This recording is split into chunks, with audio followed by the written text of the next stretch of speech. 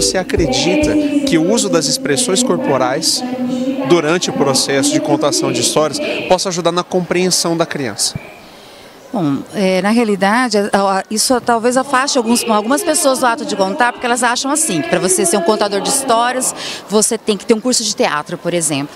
E na realidade não é bem isso. Então, quando a gente fala da questão do ato do professor contar e da criança compreender essa questão da história, a gente fala mesmo do uso do movimento, porque a criança pequena, ela começa assim, ela é sensorialidade, depois ela vai ser a questão do movimento o tempo inteiro.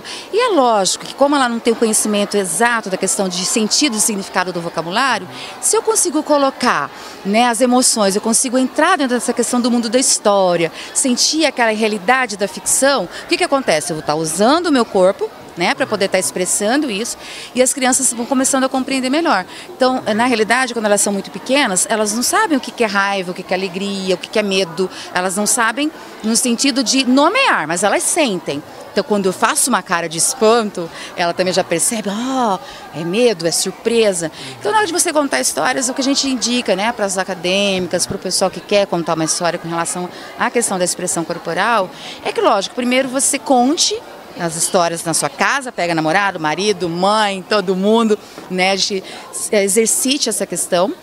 E que, lógico, você pode ler simplesmente utilizando um livro, mas se você modifica uma voz, você brinca com uma voz, você faz, né, uma careta diferente, você faz uma expressão de medo, de alegria, isso colabora com certeza para a criança compreender melhor não só aquela história, mas também começar a reconhecer a questão de sentimentos que são inerentes dos seres humanos, que é o medo, a alegria, a surpresa, a raiva, o amor, né, e coisas assim.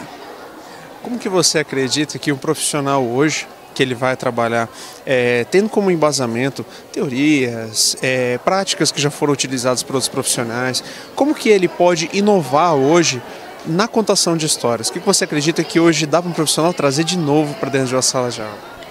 Eu acredito, na realidade, que a gente deve voltar um pouquinho. A inovação está em voltar para a simplicidade, né? Que é o ato realmente de... Todos nós somos contadores de histórias natas. Todos nós gostamos de contar casos que nós vivemos ou que nós imaginamos, as histórias de pescadores, os sonhos, né? Nem jogou na Mega Sena da virada, está lá imaginando e contando o que ele vai fazer com a grana. Eu acredito que hoje, nesse momento da tecnologia, que ela tem aproximado aqueles que estão longe e distanciando os que estão perto, a simplicidade, essa coisa de estar junto, né? Do afeto, do acolhimento. Começar por isso, contar por estar juntos, pelo deleite.